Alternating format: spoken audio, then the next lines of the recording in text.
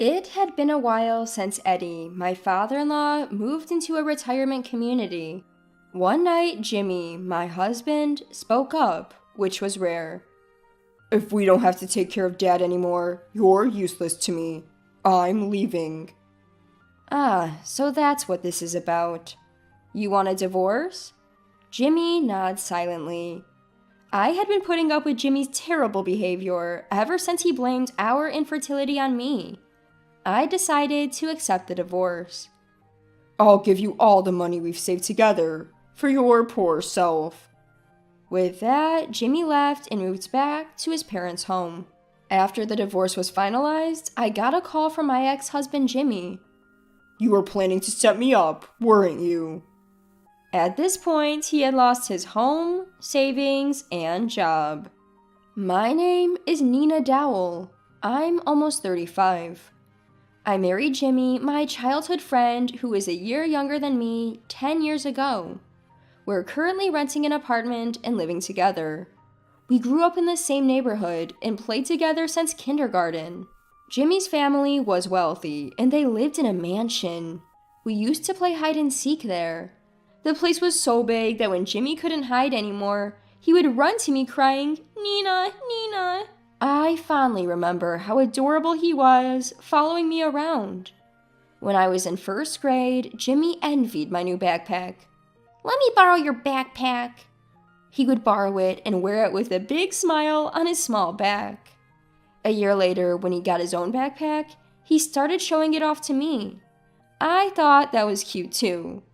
Jimmy outgrew me in height when I was in 4th grade. By then, he had become a basketball player and was good at academics. I used to get presents and cards from him every Valentine's Day. Around that time, I started getting jealous of the girls around Jimmy. I didn't realize it then, but now I know it was love. My first love. Years passed, and when Jimmy and I were in high school, he suddenly confessed his feelings.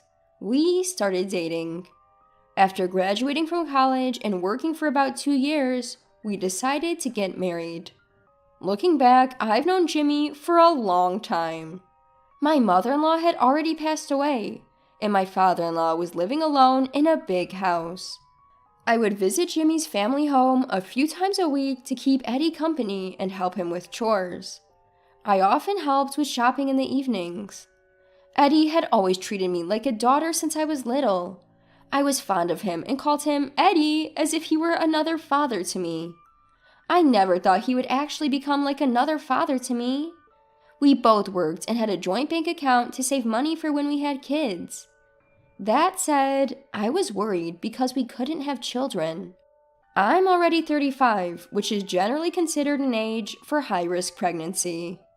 "You're getting older. Maybe it's time to give up on having kids?" Lately, Jimmy has been blaming my age for our inability to have children, and he's become disinterested in trying.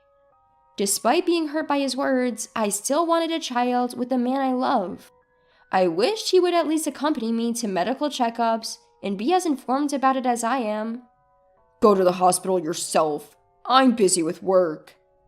When did my husband become like this?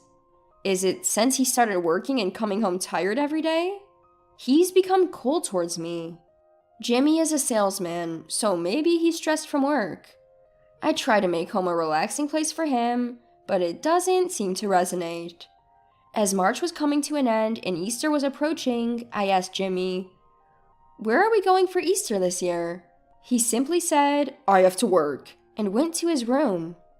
Since Jimmy would be away for work, I decided to visit both my parents and Jimmy's parents. My parents and my brother lived together happily. Because my brother stays with them, I only visit a few times a year, but they always welcome me warmly. "I'm home." "Welcome back. Good to see you." I decided to confide in my mom about our struggles to conceive. She gently held my hand and told me, "Don't rush." Her words lightened my heart a bit. "Thanks, Mom." Time flew by as I relaxed at my parents' house. It was already evening, and I had to go home to prepare dinner. "I'm leaving now." "Come back anytime." Home is always warm. I returned home feeling fulfilled and waited for Jimmy. He came home around 7 p.m., but he had already eaten dinner and went straight to his room. I ate a hamburger alone and put Jimmy's portion in the fridge. I was so happy during the day, but now I feel like crying. I wondered where I went wrong, but couldn't figure it out. Did I ever neglect Jimmy? Did I ever say something cold to him? Thinking negatively is a bad habit, so I decided to go to bed early. When I woke up the next morning, Jimmy had already left. I hadn't heard he would leave so early, so I couldn't see him off. The hamburger from last night was gone. He must have eaten it this morning. The empty plate was left in the kitchen. I've been telling myself that Jimmy is tired from work, but I work too, and I'm starting to feel like I can't take it anymore. Since it's my day off, I headed to Jimmy's parents' house in the morning. Ah, welcome! Eddie greeted me warmly. Are you about to have breakfast? He hadn't eaten yet, so while Eddie prepared some bread and coffee, I made scrambled eggs and cooked bacon. I was worried that I might be intruding so early in the morning, but Eddie smiled and said, Thank you, it's delicious. It's been a while since someone complimented my cooking, and it feels really good. Jimmy used to enjoy my cooking, but he hasn't said anything like that in years. I'm glad you like it, Eddie. Since I could spend my day off at Eddie's, we chatted and watched TV until the evening. We even got excited talking about a TV show we both like. You like that show too, Nina? Eddie and I have quite similar tastes. I decided to prepare not just lunch and dinner, but also some meals for Eddie to keep. Thank you so much for doing all this, he said multiple times as he saw me off, warming my heart. On my way home, I saw something shocking. Jimmy was coming out of an arcade, dressed in a suit. Maybe he finished work early because of Easter and stopped by. That thought crossed my mind, but I couldn't shake off my unease. The next morning, I decided to follow him to see where he was going. I felt guilty for doubting Jimmy and thought about turning back several times, but he ended up going to the same arcade as yesterday. Jimmy is lying to me. The realization hurt. When he came home that night, I confronted him about what I'd seen. Were you really at work? Please be honest. I tried to ask as gently as possible, but Jimmy didn't apologize. Instead, he raised his voice. We used to have some money to spend freely, but now we don't because we're saving for the future. But that's for our future children. At your age, you can't have kids anymore. I want to stop saving and enjoy the present. His words left me stunned, a mix of surprise and sadness. I couldn't find the words to respond. The conversation ended there. Jimmy sighed and went to his room. It was clear he wasn't thinking about our future. A few weeks later, I got a call saying Eddie was injured. I rushed to the hospital, but Jimmy said he was too busy with work to come. Eddie's injury wasn't serious, but it led to the decision for him to move into a retirement community. Eddie himself suggested it. I don't want to be a burden on you, Nina. I told him it wasn't a burden, but I also realized I couldn't be there for him all the time because of my work. I helped Eddie with the paperwork and preparations for moving into the retirement community. How is Jimmy doing lately? He seems busy with work. That's all I could say. Eddie seemed to sense something, but didn't press further. Jimmy hadn't visited his parents' house for a while, and didn't help with any of the preparations. A few days later, the day came for Eddie to move into the retirement community. I accompanied Eddie to the retirement community early in the morning. It was already hot outside, and I was sweating after just a short walk. Jimmy was off work today, but he said, "You going alone is enough," and left for somewhere else. "Nina, you've been a real help. Thank you." "I'll visit you again on my next day off." Eddie smiled warmly at me. One evening, after some time had passed since Eddie moved to the retirement community, Jimmy surprisingly initiated a conversation. "So, now that Dad's in the retirement community, you don't have to take care of him anymore, right?" I tilted my head, not understanding what Jimmy was getting at. Jimmy continued, serious-faced. You're unnecessary. I'm leaving this house. Ah, I see. So, you want a divorce? Jimmy nodded silently. Ever since he blamed me for not being able to have children, my feelings for him had cooled. I easily accepted the divorce. We started discussing property division, including our shared bank account. I'm not good at these kinds of conversations, but they're unavoidable. That's when Jimmy said, I'll give you all the money we saved together. Jimmy seemed to have strange confidence because his family is wealthy. As we proceeded with the divorce, Jimmy moved back to his parents' home. Goodbye. Yeah. It felt so anticlimactic, considering we'd spent so much time together since we were young. A few days after Jimmy moved back home, our divorce was finalized. Both of us were about to take new steps in life. Just then, I got a call from Jimmy. What the hell is going on?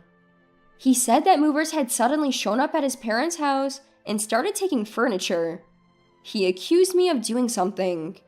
Actually, when Eddie was still at home, he had told me. Jimmy never visits. Maybe we spoiled him because we had money. Eddie looked sad. When Eddie moved to the retirement community, he said, I won't use this furniture anymore, and if I give it to Jimmy, he'll just waste the money. And had transferred everything to me. So the movers were arranged by me. I also told Jimmy that the house and land were already on the market and a buyer had been found. You can't just do that. Jimmy had apparently counted on the house, land, and furniture for the divorce and was yelling at me over the phone. You hid this to trap me. Since Jimmy wouldn't listen, I decided to let his father explain. Jimmy, it's been a while since we've talked like this. What's going on, Dad? Eddie calmly said, It's all settled. There's nothing you can do.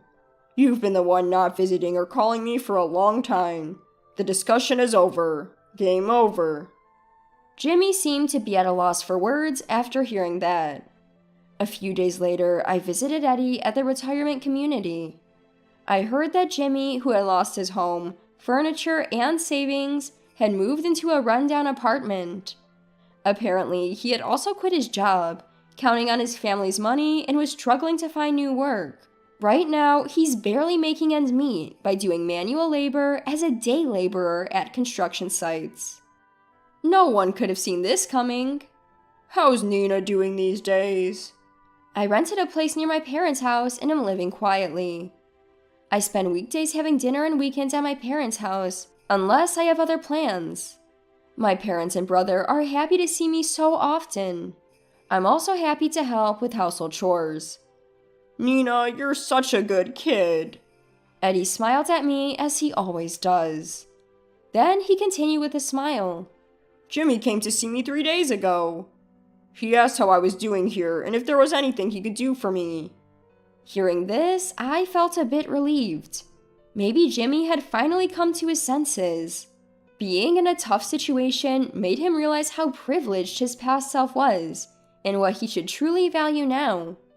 Can I come to visit you like this sometimes? Of course, thank you as always. Even after divorcing Jimmy, Eddie remains an important figure in my life, almost like a second father. I hope that someday I can have a good relationship with Jimmy again. With that thought, I head back to my parents' house. Welcome back. How is Eddie? He's good. He seems happy that Jimmy visited him. Oh, that's good to hear, my mom said. Nina, can you help with dinner? Of course. Let me put my stuff away first, I replied and quickly headed to my room. I want to protect what's important to me and continue living in this peaceful life.